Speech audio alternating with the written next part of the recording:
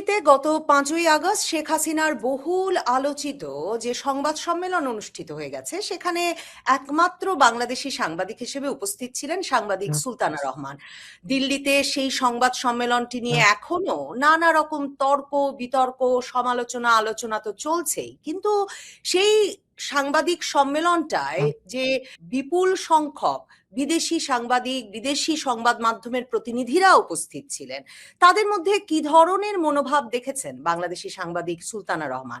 সত্যি কেন শেখ হাসিনার বয়ান শুনতে, শেখ হাসিনার বক্তব্য শুনতে সাংবাদিকদের মধ্যে, বিদেশি সংবাদ মাধ্যমের প্রতিনিধিদের মধ্যে এত আগ্রহ তৈরি হলো? এবং সত্যি কি শেখ হাসিনা যখন দেশে ফিরবেন, এই বিদেশি সাংবাদিকেরা, বিদেশি সংবাদ মাধ্যমের প্রতিনিধিরাও তার সঙ্গে তার ফেরার যাত্রাটা অনুসরণ করবেন? এসব প্রসঙ্গে আলোচনায় আমার সঙ্গে যুক্ত হয়েছেন নিউ ইয়র্ক থেকে সাংবাদিক সুলতানা রহমান। সুলতানা রহমান, আপনাকে স্বাগত জানাই। সুলতানা রহমান, প্রথম প্রশ্ন, আপনি যে ঠিক করলেন আপনি যাবেন শেখ হাসিনার সেই সংবাদ সম্মেলনে এবং সেখানে গিয়ে উপস্থিত হলেন, সেখানকার পরিবেশটা কেমন দেখলেন? আমরা অনলাইনে দেখলাম বিপুল সংখ্যক, মানে মিলনায়তন ভর্তি সাংবাদিকেরা উপস্থিত। Spanish TV, Wall Street journal থেকে শুরু করে আসলে নানা, মানে রয়টার্স তো সরাসরি সম্প্রচার করলো, ডয়চে ভ্যালে করলো। তো আমি আসলে জানতে চাই ওখানকার পরিবেশটা কেমন ছিল, মানে শেখ হাসিনা একজন ক্ষমতাচ্যুত নেত্রী, তার সংবাদ সম্মেলনে এই ভিড়ের কারণ কি মনে হলো আপনার? দেখুন, শেখ হাসিনা ক্ষমতাচ্যুত হয়েছেন, কিন্তু তিনি তো সবসময়ই আলোচনায় আছেন। আপনি যদি নিউজ ভ্যালু চিন্তা করেন, সেখানে দেখবেন যে সবচেয়ে বেশি কি নিয়ে আলোচনা হচ্ছে? শেখ হাসিনাকে নিয়ে আলোচনা হচ্ছে। তার মানে তার নিউজ ভ্যালু কোনো অংশে তো কমেইনি, বরং আগের তুলনায় অনেক বেশি প্রাসঙ্গিক, অনেক বেশি বেড়েছে। একথা তো সত্য যে বাংলাদেশের, মানে একদম যদি গড়পড়তা হিসেব করেন, তাহলে বাংলাদেশের অর্ধেক মানুষ আওয়ামী লীগ করে, অর্ধেক মানুষ হয় বিএনপি করে, নয় জামাত করে, একটা এন্টি আওয়ামী লীগ। এই দুটা আপনি সহজভাবে ভাগ করতে পারেন। তো সেদিক থেকে একটা দেশের অর্ধেক জনগোষ্ঠীকে, এখন আমার ধারণা বাংলাদেশে যতটুকু কথা আমি বলি, মানুষের যে ফিডব্যাক পাই, তাতে করে বলতে পারি যে সেই 50%, এখন মোর দেন 50% মানুষ এখন আসলে আওয়ামী লীগের দিকে, বিশেষ করে শেখ হাসিনার দিকে তাকিয়ে আছে। আমি আওয়ামী লীগের দিকে তাকিয়ে আছে না বলে, বরং আমি বলবো শেখ হাসিনার দিকে তাকিয়ে আছে। তারা যতটা না আওয়ামী লীগকে চায়, তার চেয়ে অনেক বেশি চায় শেখ হাসিনাকে। মানে এই পার্থক্যটা আমি করছি এই কারণে যে আওয়ামী লীগকে নিয়ে যতটা না আলোচনা হয়, তার চেয়ে অনেক বেশি আলোচনা আসে শেখ হাসিনা তাকে নিজেকে নিয়ে। মানে একজন নেতা, তিনি যে সবকিছুকে ছাপিয়ে, এমনকি দলকে ছাপিয়ে আহ বড় হয়ে যেতে পারেন, আমার মনে হয় শেখ হাসিনা একটা ঐতিহাসিক ভাবে নিজের পার্সোনালিটি, নিজের নেতৃত্ব এমন ভাবে তৈরি করেছেন যে মানুষের কাছে তিনি নিজেই একটা এত গুরুত্বপূর্ণ একটি বিষয়। এটি একটা বিষয়। সেই দিক থেকে আহ যেহেতু ভারতবর্ষ একটা, আপনি জানেন যে তারা পৃথিবীর মধ্যে এখন একটা সুপার পাওয়ারের কাছাকাছি চলে গেছে। তাদের গুরুত্ব অপরিসীম, এবং পৃথিবীর এমন হেন কোনো গণমাধ্যম নেই যে ভারতে নেই। তাদের প্রত্যেকেরই ব্যুরো আছে, এবং খুব ইম্পর্ট্যান্ট একটা জায়গা দিল্লি। ফলে পৃথিবীর সব গুরুত্বপূর্ণ গণমাধ্যম যে ওখানে, যেমন ওখানে আছে, গণমাধ্যম থাকা মানে তাদের প্রতিনিধি থাকা। এবং বাংলাদেশের ঘটনাটি এখনো কিন্তু আনসলভড, কারণ বাংলাদেশের রাজনীতিতে আওয়ামী লীগ বিহীন বাংলাদেশের রাজনীতি মানে একটা ভারসাম্যহীন রাজনীতি। ফলে সবার তো নজর ওখানে থাকবে। আর যেখানে আগে থেকেই বলা হয়েছিল যে শেখ হাসিনা সেখানে প্রেস কনফারেন্স করবেন এবং তিনি সরাসরি প্রশ্ন উত্তর দেবেন, এটি সাংবাদিকদের মধ্যে আমি দেখেছি তারা নিশ্চিত ছিলেন না যে সত্যিই শেখ হাসিনা সেখানে বক্তব্য রাখবেন। এটি নিয়ে অনেকের মধ্যে জল্পনা কল্পনা ছিল। কেউ বলছিলেন আগের বার যেহেতু রেকর্ডেড হয়েছে, এবারও রেকর্ডেড হবে। আবার কেউ বলছেন যে না, তিনি বক্তব্য রাখবেন কিন্তু প্রশ্নোত্তর পর্ব করবেন না। আবার কেউ বলেছেন না, তিনি ফলে সবকিছু মিলিয়ে একটা একটা ধোঁয়াশা ছিল তিনি সত্যি সত্যি হাজির হবেন কিনা এবং সাংবাদিকদের প্রশ্নের উত্তর দেবেন কিনা। ফলে তিনি যখন অনুষ্ঠানের শুরুতেই, আমি দেখেছি একদম শুরুতেই যখন অনলাইনে সবাই জয়েন হচ্ছিল একে একে, প্রথম দিকেই কিন্তু শেখ হাসিনা জয়েন করেছেন, আমি স্টুডেন্টে তার নামটি দেখেছি। এবং এই প্রেস কনফারেন্স নিয়ে শুধু সাংবাদিক না, আমি দেখেছি লাইভ লাইভে, ধরেন আমি যখন প্রশ্নটি রাখছিলাম তখন প্রায় 3.5 লাখ মানুষ লাইভ দেখছে। It's not a matter of joke. তার মানে অসংখ্য মানুষের আগ্রহ এই সময়ের জন্য তারা অপেক্ষা করেছিলেন, বসেছিলেন। পরবর্তীতে আমাকে কেউ কেউ বলেছেন যে নেত্রী যদি একটু বাংলায় বলতেন, আপা যদি একটু বাংলায় বলতেন, আপনি তো তাকে একটু বাংলায় বলার অনুরোধ করতে পারতেন, এরকমও শুনেছি। তার মানে মানুষ তার কথা শুনতে চায়, তাকে দেখতে চায়। আমি শুধু ভাবি তার কণ্ঠস্বর শুনে মানুষ এরকম করে উজ্জীবিত হয়, তাকে দেখলে, এক নজর দেখলে তাকে মানুষ তো দিশেহারা হয়ে যাবে। আমি এরকম ফিল করেছি, এবং তার কণ্ঠে যে কনফিডেন্স আমি দেখেছি। কনফারেন্স শুরুর আগেও দুই একজন আয়োজকদের সঙ্গে তার কথোপকথন আমি শুনেছি, কথা চালাচালির টেক্সট আমি দেখেছি। She is so confident.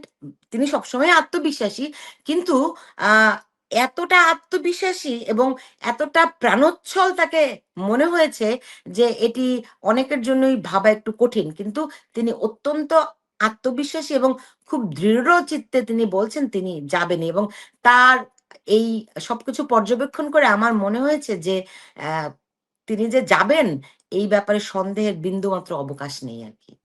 মানে ওই যে প্রাণোচ্ছলের কথা বলছেন, আপনার প্রশ্নটা আপনি যখন করলেন তখনই কিন্তু তাঁর পুত্র সজীব ওয়াজেদ জয় বললেন যে এই উত্তর তো মা দিতে পারবেন যে তিনি কবে ফিরবেন, মানে সুনির্দিষ্ট তারিখ চাইলেন যখন আপনি। এবং শেখ হাসিনা ওই যে একটা আছে না যে তার এক রকমের মানে হাসতে হাসতে সে আমি আছি বলা, তো ওটা থেকে ফিরে এসে বক্তব্যটা মানে বলতে শুরু করলেন, আপনার প্রশ্নের উত্তর দিতে শুরু করলেন। মানে একেবারেই মানে তার যে স্বাভাবিক, মানে তাকে একদম এত আত্মবিশ্বাসী, উচ্ছল, এবং মনে হয়েছে যে তিনিও মানে আমার মনে হয়েছে যে তিনি বোধহয় যে দেশে ফিরবেন এই ঘোষণাটুকু দিয়ে দিয়ে এবং ডিসেম্বরের মধ্যেই ফিরবেন এটা বলে ফেলে তারও একটা ভার নেমে গেছে। জি, মানে তিনি তিনি তো সিদ্ধান্ত নিয়ে ফেলেছেন ফিরবেনই। জি, তিনি তো সেদিনের প্রেস কনফারেন্সেও বলেছেন যে আমি তো জানি না যে আমি ভারতে যাচ্ছি। আমি জানি যে আমি টুঙ্গিপাড়াতে যাচ্ছি। তাই না? সেদিনও কিন্তু তিনি এটি মেনশন করেছেন অন্য একজন সাংবাদিকের প্রশ্নের উত্তরে। তো তিনি উম আ তিনি কোনদিনও আমি দেখিনি যে কোনো প্রশ্নকে তিনি ভয় পেয়েছেন কিংবা এড়িয়ে যেতে চেয়েছেন। বরং প্রশ্নকে তিনি সবসময় এনকারেজ করেছেন। এবং প্রশ্নের মুখ থেকে প্রশ্ন বের হওয়ার আগে উত্তর তিনি দিতে অনেক পারঙ্গম, আপনি দেখেছেন বিভিন্ন সময়ই। ঠিক একদমই তাকে কোনোভাবে কোনো ব্যতিক্রম মনে হয়নি।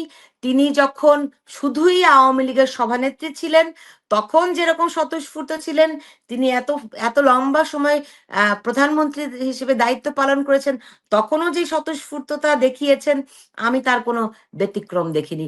বাংলাদেশে তো সম্ভবত তিনিই একমাত্র প্রধানমন্ত্রী যিনি সাংবাদিকদের সরাসরি প্রশ্নোত্তর পর্বের আয়োজন করেছেন। তা নিয়ে অনেক বিতর্ক থাকতে পারে। সেটি বলতে পারি যে আমাদেরই দুর্বলতা, আমরা তাকে হয়তো সঠিকভাবে প্রশ্ন করতে পারিনি। কিন্তু তিনি তো সবসময় সেগুলি এনকারেজ করেছেন। ফলে এটি কোনো দিক থেকে তার যেই স্বভাবসুলভ যে আচরণ, কথা বলার ধরন, তাতে কোনো ব্যতিক্রম নেই। ওখানে সাংবাদিকদের সঙ্গে নিশ্চয়ই আপনি আলাপ করেছেন, কারণ আপনি নিশ্চয়ই মানে অনুষ্ঠান স্থলে আগে পৌঁছেছেন। সাংবাদিক সম্মেলনে যেটা হয় যে অনুষ্ঠান শেষেও, সাংবাদিক সম্মেলন শেষেও সাংবাদিকরা নিজেদের মধ্যে অনেক আলাপ করে।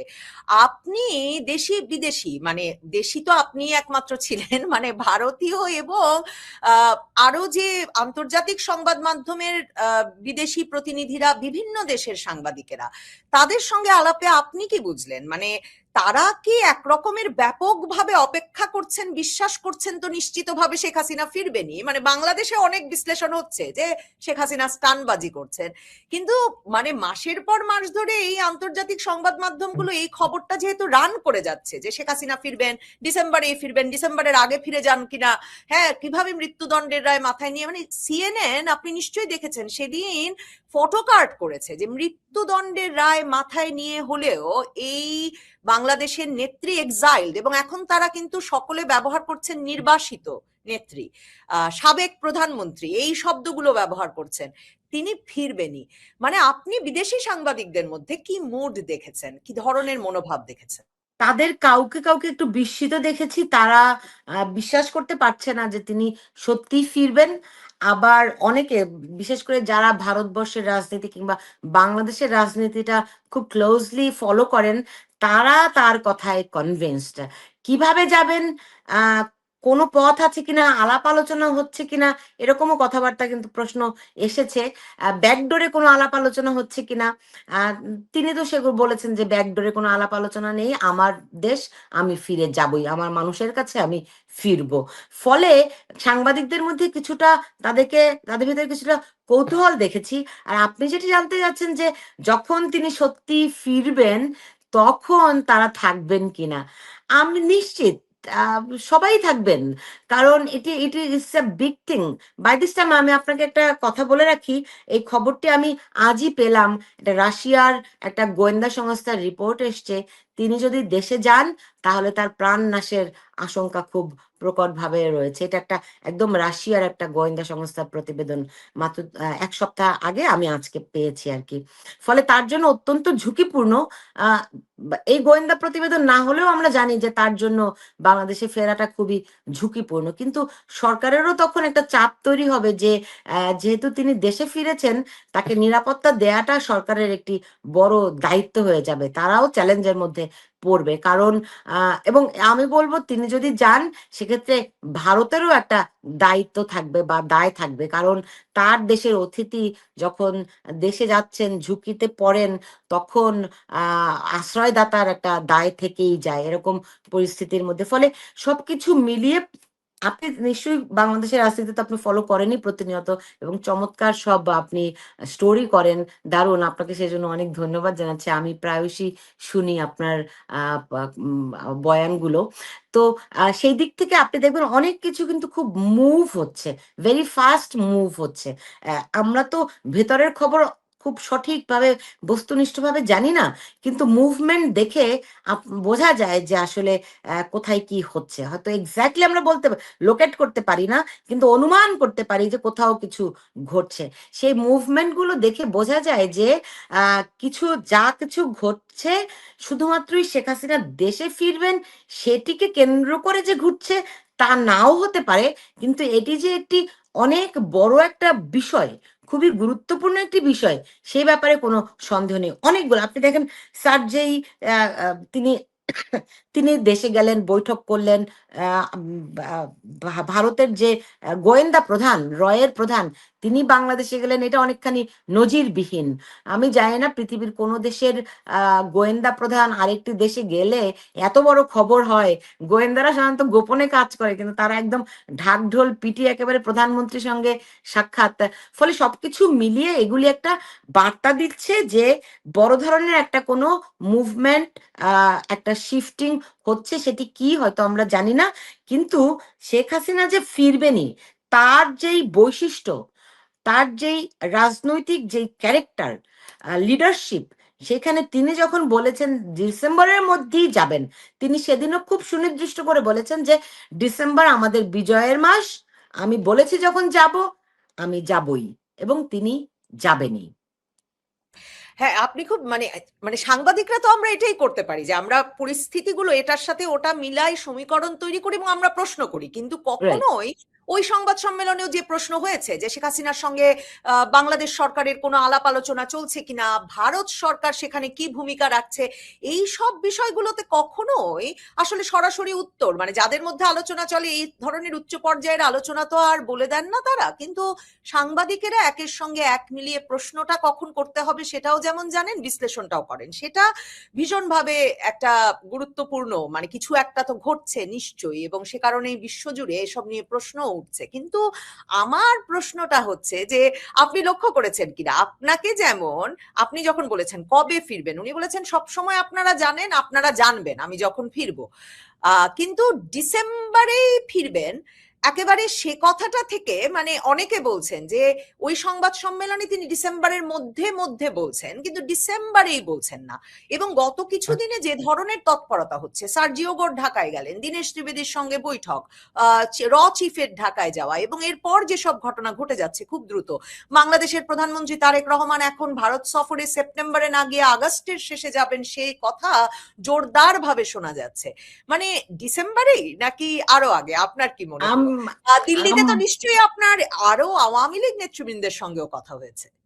জি, আমি আগে বলি যে উনি ডিসেম্বরেই যে ফিরবেন বা ডিসেম্বরের মধ্যে ফিরবেন। আমি একটা কয়েকটি জায়গা থেকে এমন শুনতে পেয়েছি, নিশ্চিত নই, যে অক্টোবর নাগাদও তিনি ফিরতে পারেন। ফলে আগেও ফিরতে পারেন, যেহেতু তিনি বলছেন যে ডিসেম্বরের মধ্যে ফিরবেন। তিনি কিন্তু ডিসেম্বরেই ফিরবো এরকম না, ডিসেম্বরের মধ্যেই ফিরবো।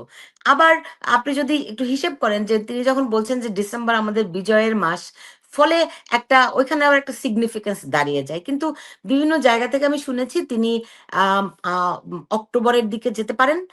আবার ভারতীয় কয়েকজন সাংবাদিক আমাকে বলেছে যে যাওয়ার মতো পরিস্থিতি এখনো অতটা অনুকূল হয়নি।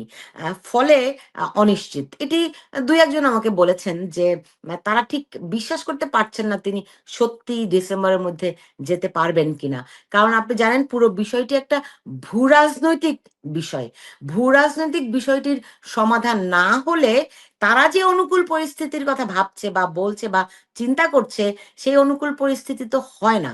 ফলে ভূরাজনৈতিক সমস্যার সমাধানের উপর নির্ভর করছে তার দেশে ফেরার, তিনি যে ফিরবেনই সেই নিশ্চয়তা তাদের দৃষ্টিতে আর কি। ফলে ভূরাজনৈতিক ক্ষেত্রে অনেক কিছু অগ্রসর হচ্ছে, মুভ হচ্ছে। তার দেশে ফেরার পথটিও হয়তো প্রশস্ত হচ্ছে। আমার ধারণা ডিসেম্বরকে সামনে রেখে খুব ফাস্ট এগুলোর সমাধান হয়তো হবে। কিন্তু শেখ হাসিনাকে যারা চেনেন, মানে ঘনিষ্ঠ, তার ঘনিষ্ঠ রাজনৈতিক সহচরেরা, দীর্ঘ বহু দশকের সহকর্মীরা, তারা তো বটেই। এমনকি আমি সেদিন বাংলাদেশে নিযুক্ত ভারতের রাষ্ট্রদূত, ভারতের মানে বিখ্যাত কূটনীতিক বিনা সিকরির একটা সাক্ষাৎকার শুনছিলাম, সেখানে এত কনফিডেন্সের সঙ্গে বলছিলেন যে শেখ হাসিনাকে যারা চেনেন তারা জানেন শেখ হাসিনা যখন বলেছেন তিনি দেশে ফিরবেন, তিনি ফিরবেনই। আর তিনি তো আসলে সংবাদ মাধ্যমকে বলেছেন যে তার মৃত্যুর ঝুঁকি থাকলেও তিনি দেশে ফিরবেন, কারণ তিনি জানেন দেশে ফিরলে তাকে মানে এমনকি হত্যা করা হতে পারে। ভারতীয় সাংবাদিকরা কিন্তু বলছেন, আপনি যে রুশ গোয়েন্দা সংস্থার যেমন তথ্যের কথা বললেন, যে তাদের গোয়েন্দাদের কাছে তথ্য হচ্ছে যে শেখ হাসিনা দেশে ফিরলে মানে আইএসআই নিয়ন্ত্রিত বিভিন্ন জঙ্গি সংগঠন, সশস্ত্র সংগঠনের হামলা হতে পারে তার উপর, কিন্তু তিনি দেশে ফিরবেনই। সেই যে একটা মানে পরিস্থিতি, সেখানে তাদের প্রস্তুতি কেমন চলছে আওয়ামী লীগের নেতৃবৃন্দের? আওয়ামী লীগের যেসব নেতার সঙ্গে আপনার দেখা হলো, কথা হলো, তারা কি বললেন? আর শেখ হাসিনার সঙ্গে দেখা করার চেষ্টা করেন নাই, দিল্লি গেলেন? সব প্রশ্নের তো উত্তর দেওয়া যাবে না। আচ্ছা, আমি আওয়ামী লীগের বেশ কয়েকজন নেতার সঙ্গে আমার কথা হয়েছে, তাদের সঙ্গে দেখা হয়েছে। একেবারে কর্মী লেভেলেরও মানুষদের সঙ্গে দেখা হয়েছে, কথা হয়েছে। তো সবাই ধরেন বাংলাদেশে যারা কর্মী, তাদেরকে তো তাদের সঙ্গে আমি দেখা করতে পারিনি বাংলাদেশের, কিন্তু তাদের সঙ্গে প্রতিনিয়ত আমার কথা হয়। তারা তো একদম মুখিয়ে আছে, অপেক্ষা করে আছে যে এখন যদি তিনি দেশে আসার ঘোষণা করেন, তারা রাস্তায় নামার জন্য প্রস্তুত। আর কলকাতায় শীর্ষ নেতারা যারা রয়েছেন, তাদেরও তাদেরও প্রস্তুতি আমি দেখেছি। তারা এখন অলমোস্ট প্রতিদিন বৈঠক করছেন। তারা কর্মপরিকল্পনা নির্ধারণ করছেন। আমি ঠিক জানি না কি ধরনের বৈঠকগুলোতে আলোচনা হচ্ছে, কিন্তু যতটুকু আমি শুনেছি তারা কিছু কর্মপরিকল্পনা নির্ধারণ করছেন।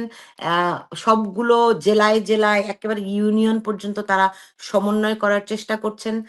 অনেক জায়গা থেকে অনেক রকম গ্যাপ আছে আপনারা জানেন। সেই গ্যাপগুলো পূরণ করার চেষ্টা হচ্ছে।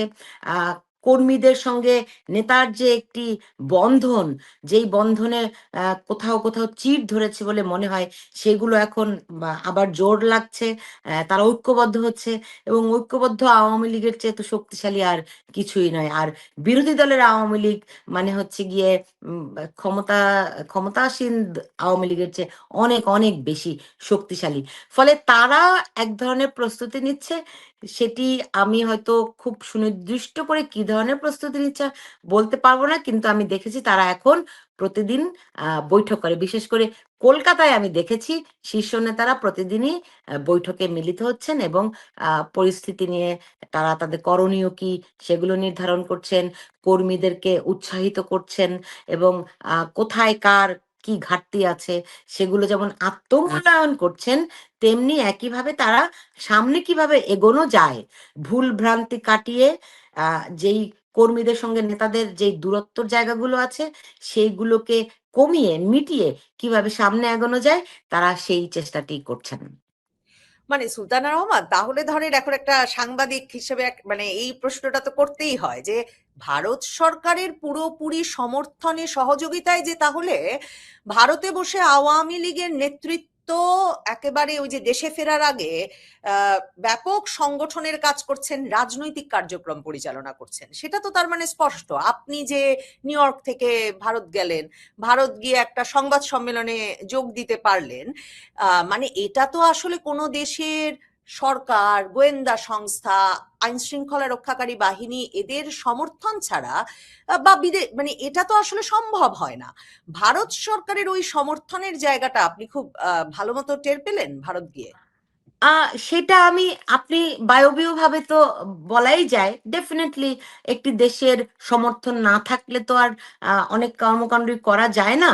এটি যেমন সত্য, আবার সে এটা নিয়ে মাথা ঘামালো না, কারণ একটি প্রেস কনফারেন্স করার অধিকার তো সবারই আছে, তাই না?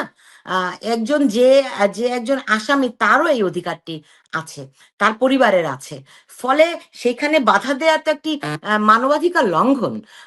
এবং ভারতবর্ষ একটি গণতান্ত্রিক দেশ। সেখানে শেখ হাসিনাকে তারা আশ্রয় দিয়েছেন, সেটি সব দল পার্লামেন্টে ঐক্যবদ্ধ হয়ে তারা আশ্রয় দিয়েছেন, তাই না? তো সেইখানে তিনি সেই অর্থে তো আর ধরেন মিছিল মিটিং করা কিংবা এই নেতারা বৈঠক করছেন, সেই বৈঠক তো কোনো অফিস নিয়ে ঘটা করে আয়োজন করা হচ্ছে না।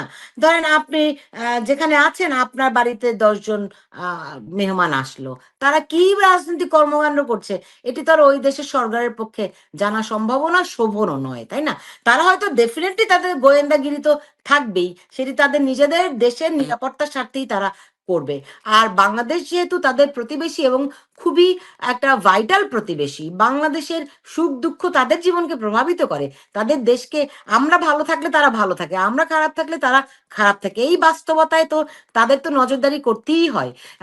ফলে তারা রাজনৈতিক কর্মসূচি করতে উৎসাহ দিচ্ছে আমি এমনটি দেখিনি, কিন্তু তারা যে বাধা দিচ্ছে তাও দেখিনি। আপনার কি মনে হলো ওই সংবাদ সম্মেলনে থেকে যে আওয়ামী লীগের পরবর্তী নেতা বা শেখ হাসিনার উত্তরসূরি হতে যাচ্ছেন তার পুত্র সজীব ওয়াজেদ জয়, সে কারণেই সজীব ওয়াজেদ জয়ের উপস্থিতি? আমি জানি যে আপনি আপনার অনুষ্ঠানে কে হবেন শেখ হাসিনার উত্তরসূরি এই নিয়ে অনেক আলোচনা করেছেন, মানে আপনার মনে এ প্রশ্ন বারবার ঘুরে আমার ফিরে অনেক আসে। প্রশ্ন। তো আপনার কি মনে হলো শেখ হাসিনা কি একরকমের উত্তরসূরি পছন্দ করেছেন, সেটার একটা নজির পেলেন? আর যারা ওখানে উপস্থিত ছিলেন, আপনি আগেও বলেছেন, তাদের কাছে আসলে কি আওয়ামী লীগের পরবর্তী নেতাকে এসব প্রশ্ন তাদের ভেতরে আছে, নাকি এই যে শেখ হাসিনা একজন রাজনৈতিক নেত্রী, তিনি ফিরছেন বিশ্বনেত্রী একজন মৃত্যুদণ্ডের রায় মাথায় নিয়ে, সেটাই তাদের মূল আকর্ষণ ছিল? সজীব ওয়াজেদ জয় প্রসঙ্গে ওখানে কোনো আলাপ হলো কিনা সাংবাদিকদের মধ্যে?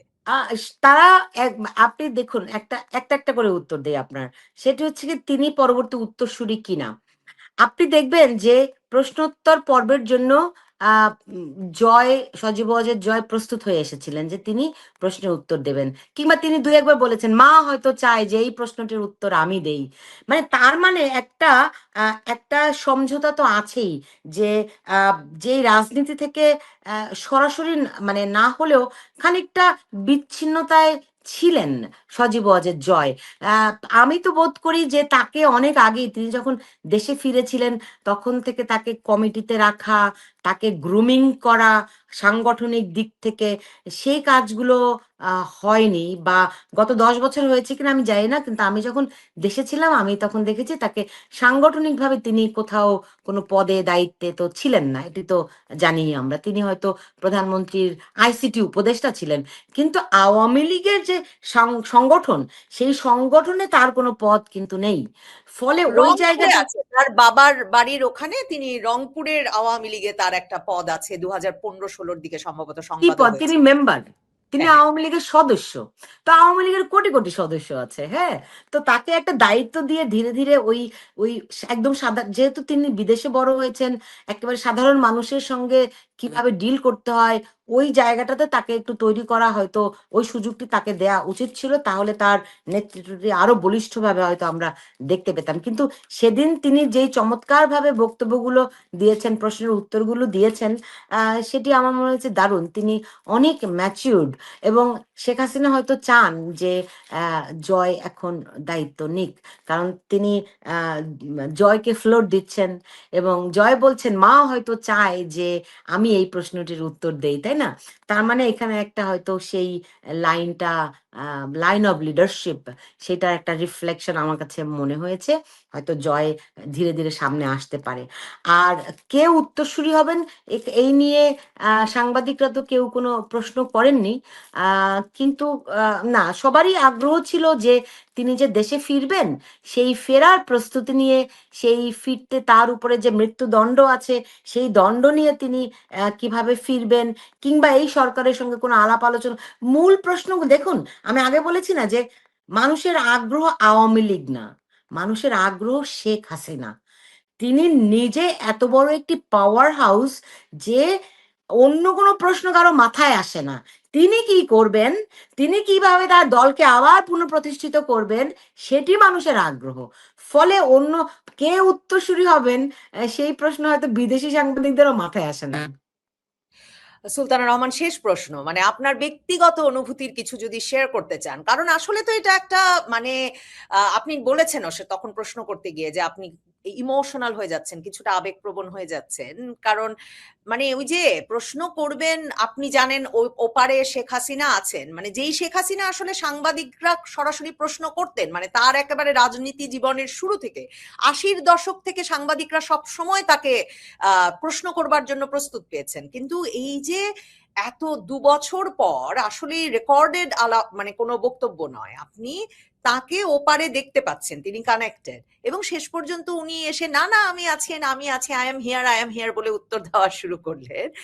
আপনার ব্যক্তিগত অনুভূতিটা যদি বলেন, আর আমি আসলে জানতে চাই আপনি কেন ঠিক করলেন আপনি এই সংবাদ সম্মেলনে যোগ দেবেন? আওয়ামী লীগের তরফে আনুষ্ঠানিকভাবে কোনো যোগাযোগ করা হয়েছিল আপনার সঙ্গে, নাকি আপনি নিজের ব্যক্তিগত ইচ্ছায় গেলেন এবং তারপর কি করে ওখানে যোগ দেওয়ার ব্যবস্থা করলেন? নবনীতা, একজন সাংবাদিক হিসেবে জানেন যে যে কোনো বড় ইভেন্ট কভার করার লোভ সব সাংবাদিকের কিন্তু থাকে। তো আমি যখনই শুনলাম যে শেখ হাসিনা প্রেস কনফারেন্স করবেন, মানে তিনি নিজে উপস্থিত থেকে প্রশ্নোত্তর দেবেন, এটি জানা গেল একদম শুরুতে যখন আয়োজনটি শুরু হয়েছিল, তখন তিনি থাকবেন কিনা সেটা নিশ্চয়তা ছিল না।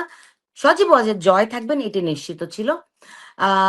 পরে তার নামটাও যুক্ত হয়েছে, এবং তারও পরে গিয়ে যুক্ত হয়েছে তিনি প্রেস কনফারেন্সে সাংবাদিকদের প্রশ্নের উত্তর দেবেন। আমি যখন এটি জানতে পেরেছি, তখন আমি লোভ সামলাতে পারিনি। আমি তখন এর মধ্যে আরেকজন একজন অন অ্যারাইভাল ভিসা চেয়েছিল, উনি পান নাই। ফলে আমি আর ওই ঝুঁকিটাও নেইনি। কারণ আপনি জানেন যে এখান থেকে অনেক দূরে, নিউ ইয়র্ক থেকে অনেক টাকা পয়সারও ব্যাপার আছে। ফলে আমি এখানে ভারতীয় হাই কমিশনে আমি আমার ভিসার জন্য আবেদন করি। তো তারা আমাকে একটা সাক্ষাৎকার নেয়। আমি জার্নালিস্ট ভিসায় অনেকবার ভারতে গিয়েছি। ফলে তারা ওই ব্যাকগ্রাউন্ড ঘেঁটে, আমি আবার টুরিস্ট ভিসার জন্য, কারণ সাংবাদিক ভিসা হলে আপনি জানেন যে অনেক ডিফিকাল্ট। ফলে আমি কারণ সময়ও খুব বেশি নাই। ফলে আমি ওইগুলো অ্যাভয়েড করার জন্য টুরিস্ট ভিসা আমি দিয়েছিলাম। তারপরেও তারা কেমনে ব্যাকগ্রাউন্ড খুঁজে বের করে আমাকে ইন্টারভিউর জন্য ডেকেছে, ইন্টারভিউ দিয়েছি। তো আমি বললাম তোমরা ভিসা কবে দিবা? ওই দিন ছিল 3 তারিখ। তো বলল যে জানাবো আপনাকে। আমি বললাম যদি তোমরা আমাকে ভিসা দাও তাহলে আজকের মধ্যে দাও। আর যদি বাদ দাও তাহলে তো বাদই দিলা, কিন্তু ভিসা দিলে যদি তুমি আমাকে আজকের মধ্যে দাও তাহলে আমার উপকার হয়, আমি ওখানে যেতেই হবে, আমার খুব জরুরি কাজ। হ্যাঁ, ওরা আমাকে জানতে চায়নি কি কাজ, তো আমি জরুরি কাজে আহ, ওরা বললো যে 4টা নাগাদ জানাতে পারবেন। তো 4টা নাগাদ যদি জানায় আমি কখন টিকিট করব, আবার টিকিট যদি করি কিন্তু ভিসা যদি না দেয় তাহলে আমার তো এটা লস, তাই না? তো তারপরও আমি টিকিটের সব বুকিং টুকিং করে রেডি থাকলাম যাতে করে ভিসা হলে আমি সঙ্গে সঙ্গে অ্যাপ্লাই করতে পারি। দিস ইজ দ্য স্টোরি আমার ওখানে যাওয়ার। এবং সঙ্গে ওখান থেকে আইএফএসআই কি বলে, এফএসসির প্রেসিডেন্টকে আমি একটা ইমেল করলাম। দেন আয়োজক মোহাম্মদ আলী সিদ্দিকী, ওনাকে একটা মেল করলাম, ওনাকে টেক্সট করলাম হোয়াটসঅ্যাপে, এবং আমি বললাম আমি টিকিট কেটে এখন রাইট নাও আমি এয়ারপোর্ট। তো উনি বললেন বাই দিস টাইম আমাকে আরো দুই একজন আমার কলকাতা থেকেই ইয়া দিল্লি থেকেই দুই একজন সাংবাদিক বন্ধু জানালো যে তুমি যে আসছো এখানে তো রিজার্ভেশন শেষ হয়ে গেছে। হ্যাঁ, তখন শুনলাম আরো দুই একজন সাংবাদিকের রিজার্ভেশন, যারা আর কি মোটামুটি আমাদের শো গুলোতে আসে, এরকম দুই একজন সাংবাদিক তাদেরও রিজার্ভেশন হয়নি। তো আমি মোহাম্মদ আলী সিদ্দিকী এবং ইয়ার এফএসসির প্রেসিডেন্ট দুজনকে খুব কঠিন করে বললাম যে আমি এখন এয়ারপোর্টে, আমাকে বসার জায়গা দেয়া দেখেন, জাস্ট এক কোনায় একটু দাঁড়ানোর সুযোগ করে দেন, আর that's it, that's what I want, আর কিছু আমি চাই না। এই তো তারপরে প্লেন থেকে নেমে স্ট্রেট ওখানে চলে গেলাম প্রেস কনফারেন্সের ভেন্যুতে। ওখানে আরেকটা জিনিস আপনাকে বলিনি, ওখানে কিন্তু নিরাপত্তা ব্যবস্থা বেশ জোরদার ছিল, পুলিশ মোতায়েন করা ছিল চারদিকে। হ্যাঁ, ফলে বেশ মানে সিকিউরিটিটা টাইট ছিল, ভেতরে সবাই জায়গা হয়নি। আমি এক কোণে কোনো রকমে চুপি চাপি দাঁড়িয়েছিলাম। পরে একজন, যেহেতু আমি একটা বিদেশি মানুষ, সো আমাকে একজন একটা চেয়ার এনে দিল আলাদা, ওই সো ওখানে বসে হাতটা তো তুলিয়ে রাখলাম, কারণ তাকে প্রশ্ন করতে পারবো এর চেয়ে তো আর বড় কিছু নেই। আর যখন আমি প্রশ্ন করছিলাম আমি কেন যেন আমার না মানে খুব গলাটা ধরে আসছিল খুব, আহ, আমি ঠিক জানি না, এটা বোঝাতে পারবো না, একটা এমন একটা অনুভূতি, চোখে পানি চলে আসছিল, কেন আমি জানি না। হ্যাঁ, তো একটা একটা তীব্র একটা আবেগ কাজ করছিল। দেখুন, আমরা তো 5ই আগস্টের পরে দেখেছি যে এর আগে, 5ই আগস্টের আগে সবাই বলতো মুক্তিযুদ্ধকে আওয়ামী লীগ নিজের পকেটে নিয়ে নিয়েছে, তাই না? আওয়ামী লীগ এটি দিয়ে ব্যবসা করে, আওয়ামী লীগ এটা চেতনা ব্যবসা করে, কত কথা তারা বলেছে। কই 5ই আগস্টের পরে তোমরা তো কেউ মুক্তিযুদ্ধকে ধারণ করলা না। 5ই আগস্টের পরে তোমরা তো কেউ বললা না এই যে দেখো আওয়ামী লীগের পকেট থেকে বের করে মুক্তিযুদ্ধ এখন আমাদের সবার, কই কেউ তো বললা না। ফলে আওয়ামী লীগই একমাত্র এই দেশের স্বাধীনতা, সার্বভৌমত্ব, মুক্তিযুদ্ধের যে গৌরব আমাদের, সেগুলোকে ধারণ করে। তাদের অনেক জায়গায় ভুল ভ্রান্তি অনেক কিছু থাকতে পারে, কিন্তু তবু তারা করে, যে কাজ করে তার 10টা ভুল হতে পারে, কিন্তু যে করে না তার তো কোনো ভুল নাই, তারা ওরকম ভাস্কর্য ভাঙতেই পারে, মাটিতে মিশিয়ে দিতে পারে, আমাদের ইতিহাস আমাদের গৌরব পানিতে ভাসিয়ে দিতে পারে, তাই না? চূর্ণ বিচূর্ণ করতে পারে। ফলে আওয়ামী লীগ ছাড়া এই দেশকে, এই দেশের ইতিহাস, মুক্তিযুদ্ধকে তো আর কেউ ধারণ করে না। আমরা গত 2 বছরে সেটি খুব স্পষ্টভাবে দেখেছি, হাড়ে হাড়ে বুঝেছি। ফলে এই দেশের যে ভারসাম্যহীনতা তৈরি হয়েছে এবং বাংলাদেশকে যে আবার উল্টো দিকে নিয়ে যাওয়ার একটা প্রক্রিয়া তারা করছে, এটি থামাতে হলে শেখ হাসিনাকেই দরকার, শুধু আওয়ামী লীগ না, শেখ হাসিনাকেই দরকার। আমি বলবো বাংলাদেশের মানুষের ভাগ্য ভালো যে শেখ হাসিনা এখনো বেঁচে আছেন। তিনি যদি না থাকতেন, মানুষের ওই ওই এখন যে আলোটুকু আছে, যে আশাটুকু আছে, সেটিও হয়তো নিভে যেত। ফলে আমি যখন প্রশ্নটি করছিলাম আমি তো ডেফিনেটলি অনেক আবেগতাড়িত, এবং তিনি যখন আমাকে আমার কথা বলছিলেন তখন আমার চোখ থেকে কোথা থেকে ঝরঝর করে, মানে ভাগ্য ভালো কেউ দেখে নাই, মানে হয় না আপনি যখন একজন পেশাদার মানুষ হবেন, ইমোশন তো আহ তখন সেখানে ইমোশনের কোনো জায়গা নেই। তারপর দিন শেষে তো আপনি যতই পেশাদার হন না কেন, আমরা তো মানুষ, তাই না? হ্যাঁ, সুলতানা রহমান, ওটা যখন শুনছিলাম তখন আমারও মনে হচ্ছিল যে শেখ হাসিনা সেই আগের শেখ হাসিনাই আছেন। মানে ব্যক্তিগতভাবে যে উনি আপনার কাজ লক্ষ্য করেন, আপনাকে চেনেন, সেটাও কিন্তু ওই ঘর ভর্তি বিদেশি সাংবাদিকদের সামনেও উনি বললেন যে আপনি সবসময় মুক্তিযুদ্ধের পক্ষে কাজ করেন, সেজন্য আপনাকে ধন্যবাদ। এই যে আরেকজনের কাজটাকেও একটা নজরে রাখা, স্বীকৃতি দেওয়া, সেটাও কিন্তু মানে আহ, এই শেখ হাসিনার একটা ভীষণ রকমের বৈশিষ্ট্য বলেই আমরা জানি। অসংখ্য সেই ধন্যবাদ সুলতানা রহমান, আপনার কাছ থেকে এই পুরো অভিজ্ঞতাটা শুনবো অপেক্ষায় ছিলাম। অসংখ্য ধন্যবাদ। ধন্যবাদ দর্শক। লবণিতা, আপনাকে অনেক ধন্যবাদ আমাকে যুক্ত করার জন্য। ধন্যবাদ দর্শক।